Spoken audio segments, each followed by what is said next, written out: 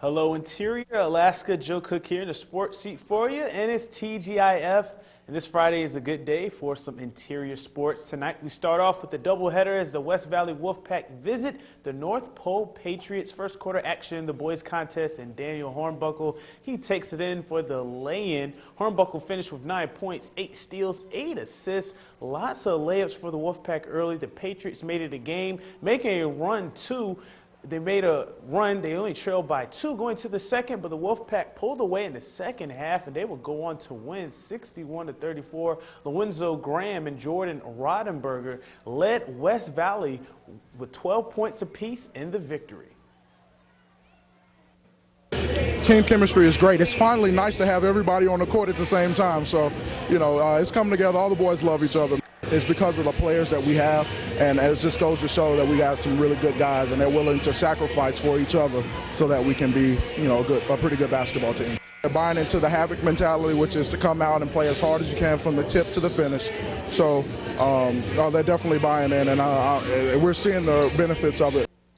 In the girls' game, the Patriots and Wolfpack were close early. Similar to the boys' game, Carly Marquez gave West Valley a 4-0 lead, but Josie Braddock, who finished with 17, a game high, 6 boards and 3 blocks, gets the Patriots some points. Reagan Smothers, she finished with 6 points and 8 boards. The Patriots were up going to the second 8-6. Then this happened. North Pole's Erica Crotson, she goes down with an ankle injury and wouldn't return to a game.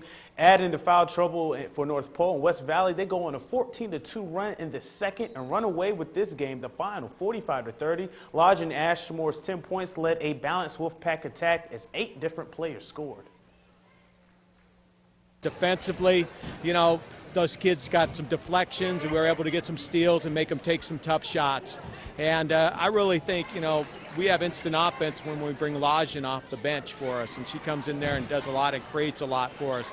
And Carly did a tremendous job running tempo for the game, and then Caitlin and Callie were strong on the boards, and Marina was strong inside. So the kids are establishing their roles, and they did an excellent job.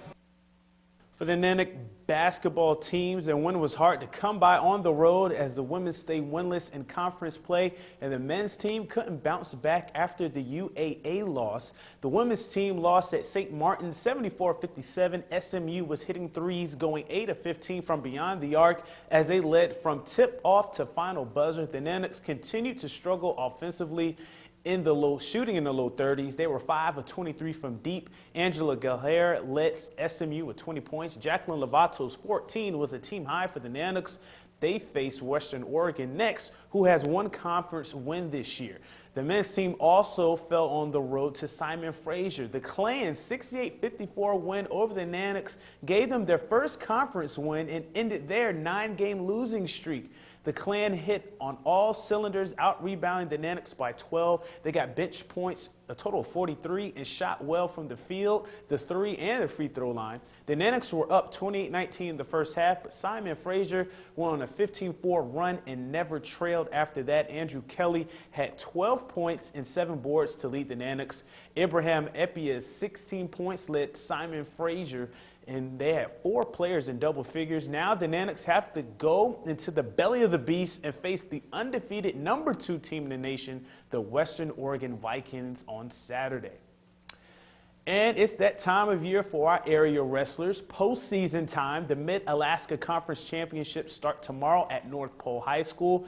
What's up for grabs are spots in the 4A State High School Wrestling Championships at Bartlett High School in Anchorage next weekend. The conference this weekend features North Pole, West Valley, and the Lathrop Malamutes. Only the top 3 in the 15 weight classes will get a trip to states. Weigh-in starts at 9 in the morning with matches starting at 10. Good luck to all the interior wrestlers. Also, another big game in Preps hockey that has some postseason implications. The Dog Bowl Part Due on the ice, if you will. West Valley versus Lathrop. The Wolfpack won the first meeting in a tight one, 2-1. The outcome of this game could determine the #1 seed in the region tournament. That game is Saturday at 5 in the Big Dipper. Nanick's hockey is back home facing Northern Michigan. The swim team hosts Simon Fraser and some big prep games this weekend as well. We'll have more tomorrow with the big man Daryl Lewis. And if you didn't know, the Yukon Quest is just a week away. We'll have more on the big dog race coming next week in sports. And that'll do it for sports tonight. Thanks for rocking with me for a little while. You can always get more KTVF 11 Sports on Twitter, YouTube, our mobile app, and anytime on webcenter11.com. And it'll be easy, so stay cool, Alaska. Mike Schultz has your full weather forecast coming up next, and we'll catch you next time.